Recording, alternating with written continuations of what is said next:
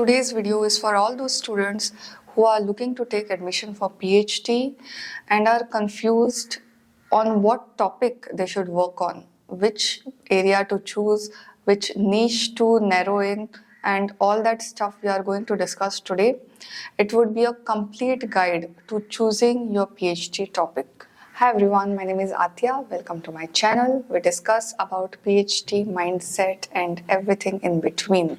Whenever we start applying for PhD or whenever we think of even starting to think about PhD, the first thing to come to mind is, oh my God, what will I work on? And that issue would be addressed today. I would also like to add one more thing, that your PhD topic will change with you along with your PhD. So what does it mean is that just because you choose something now does not mean that you have to stick to it for next 5 years. Depending on how you are comfortable working with certain aspects, those objectives will get focused on and the others will diminish.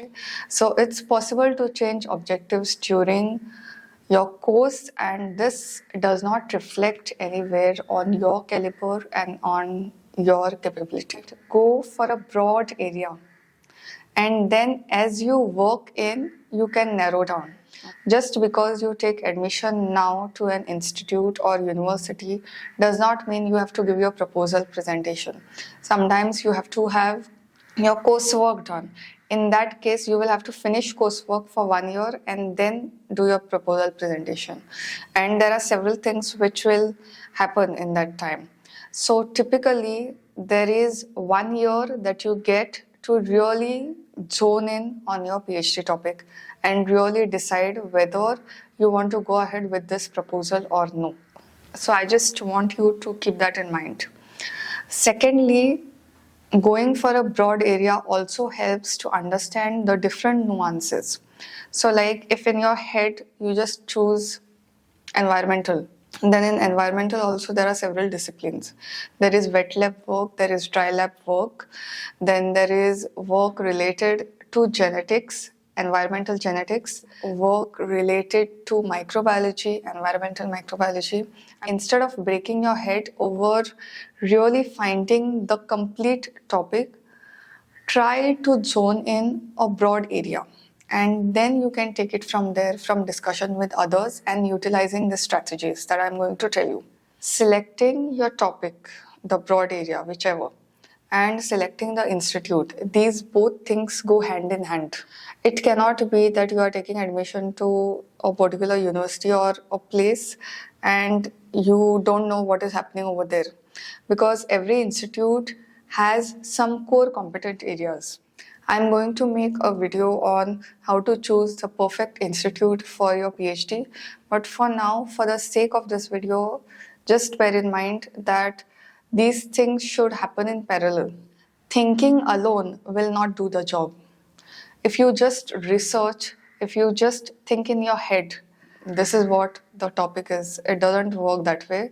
It will backfire later because you have no enough data to validate your hypothesis. Okay, hypothesis means an assumption. Whether it is correct or wrong, you have not exposed yourself to the world.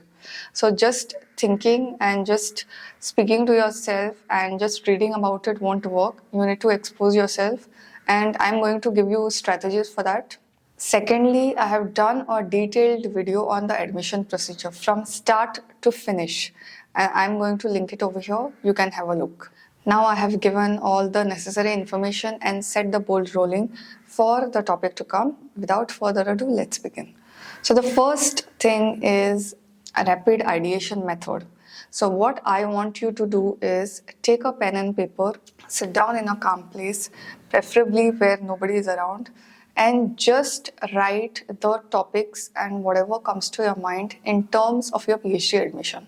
It could be anything from different topics to different theories to assumptions. When I was working as an assistant professor, I happened to ask one of my students. He was a brilliant person, and I asked him, what do you want to do after this? So he said he wants to go to Germany and wants to do PhD in genetics, and that is something that was really fixed in your mind. So if there is anything that you have idea in, then you are going to write that. What I'm trying to do over here is just uncover what are your interests without reading anything on the internet, without looking for anything. And that will be the compass that will guide you through all these steps that I'm going to share. ChatGPT has revolutionized brainstorming and everything. And I'm going to show you how to use ChatGPT to get topic for your PhD. And I'll leave a brief tutorial here. The aim is to narrow down and ask ChatGPT to consistently narrow down on the topics that it is suggesting. So if you ask for generate topics in environment, then there will be solutions which will be very broad and you may not be able to implement it. So whichever topic you like, you just have to ask, explain this topic further or explain this topic more, and it will generate topics which are really interesting. And some of these topics I have seen people actually working. The next thing that you will use is LinkedIn. Okay. Now, LinkedIn you will use assuming that you know the place you are going to take admission in. For example, here I am taking the example of Goa University, and if I have to take admission over there, then how do I go about searching for on LinkedIn? Quora is one thing that is extensively used for finding the answers to your question.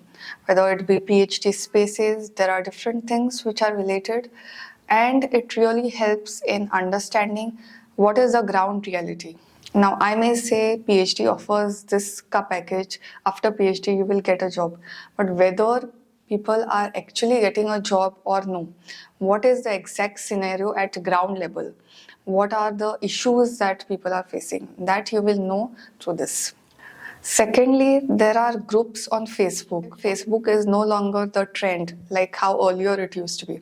Like when I was in 11th standard and 12th standard, there was Orkut, and then Orkut died and Facebook became the next big thing. And the way it used to be earlier, its significance is lost. But there is one thing that is most prominent on Facebook, and that is groups. And there are groups for PhD positions, postdoc positions, for these kinds of jobs, for interacting with other scientists who are at top level, who are aware of your struggle to find your PhD topic. That can really help you. And I'm going to share a screenshot of some of the groups that I've found on the internet, on Facebook, as well as some Quora spaces that you go in there, register for yourself, it's free, start interacting with others, and also try to answer others' questions. It should not be that you are just going there for your gain. The next thing that really helps, and which I also did, is meet the department HODs directly. So if you are visiting a campus, say suppose you are going with the intention of taking admissions to maths department, then your first point of contact will be the head of the department over there. You just have to inquire, get in touch, say your name is so and so, you have done your master's from so and so institute, and you are looking for a position in PhD. Then the HOD may introduce you to other faculties, he or she may say that there are no positions being advertised. Even during my time, I came and met the HOD directly. You can also do cold email, and I will do a video on how to do cold emailing the perfect way, the right way, and make sure that you do it to the HODs as well as to other faculties. But if you are meeting, I would suggest meet the HOD and then they can take it forward from there. The next thing that you can do is shortlist the institute. Okay. If your intention is to do a PhD in maths, there would be certain institute which will be offering maths. Okay, not every institute or university will offer PhD in maths. So just shortlist that and see on their website in the events section whether there are any workshops, conferences, seminars going on. And even if you don't understand anything, even if you are skeptical whether you will take admission here or no, my suggestion would be to attend it. This is what I had done. There was a cell biology conference going on in BITS, and I had no intention of taking admission to cell biology, but still I attended the conference. It really put me in touch with research scholars, gave me an idea of what are the different things associated with PhD, and I could really interact with them. When you are attending an event and you are in the audience, you are in a privileged position. You can interact with others, you have guest speakers who are from different fields, and you get access to actually the internal environment, which otherwise, if you just go and see the notification, you will not get. Use the network in your existing workplace. If you are working in a job, do you have any colleagues which can help you with your PhD topic ka decision? Have they got any kind of previous research exposure? What were they doing? In which field were they working? And what are their thoughts on this? Do they have contact in certain institutes where they can guide you to help you find your own topic? The next thing that you can do is keep an eye on what positions are being advertised, okay, and what is the topic. Like when I was thinking of taking admission, means I had not decided on the institute also, but then I had signed up for newsletters. Like I had signed up for Biotechnica, okay, it's related to my field. I had signed up for some other newsletters also, which gave me all the job alerts. Now, I was not looking for a job. Then why did I sign up for such alerts? Because that tells you the trend. There will be some position like advertisement for junior research fellow in so and so topic, that you know that that topic is trending. And the best way to also achieve that is to read your daily newspaper. Okay, we underestimate the power of a newspaper. It really tells you the trend, how things are going in the country. The next step for deciding PhD topic is to decide what kind of work you want to do, whether it is dry lab work, wet lab work, or field work. Some people, they just don't like to sit in the lab and work. They want an exposure outside. Means their work should involve some kind of field trip or something of that sort. So that also will determine what your PhD topic will be. If you don't have any work experience, if you have just finished your master's or your bachelor's, because I was speaking to one of the juniors, she wanted to take admission for PhD. She said, right now I'm not ready for a PhD. I want to get work experience. And work experience does not just give you money, it gives you the exposure, it gives you contact, it will expose you to different surroundings and stuff that you didn't know. That there was some environmental work going on, that there was some PhD work going on in BITS that I came to know because I started working in a college which was really near to BITS. From there, I came to know about certain things, which when I implemented, I got admission over here. If you think that you have no knowledge, don't know anyone, and you cannot ask for help to anyone, and after discovering all these strategies also you are not able to get PhD topic, that means it's time for you to get work experience. Even if it is 6 months, even if it is 1 year, whenever you are in search of anything, whether it be PhD topic or anything, the best way is to get out of your house, meet as many people as possible, and take the opinions. I'm not asking you to take their opinions and make the decision based on that. But what I'm saying is get different perspectives. Yeah. In the academic system that we study, it limits the exposure. You do not get exposed to many people. You are just after completing your syllabus, clearing entrances, clearing exams, and that's it. But PhD is not a sprint, it's a marathon. So if you're aiming for marathon, you cannot just do 100 meters dash every day. So the strategies that I've discussed here are there to get as many data points as possible to make a really informed decision.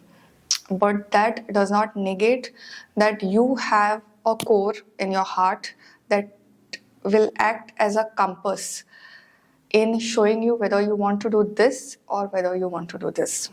Your PhD will take 3 to 4 years. So if you are working for that long, might as well work in something that you are really interested in. So that's all I wanted to share. Till the next time, bye.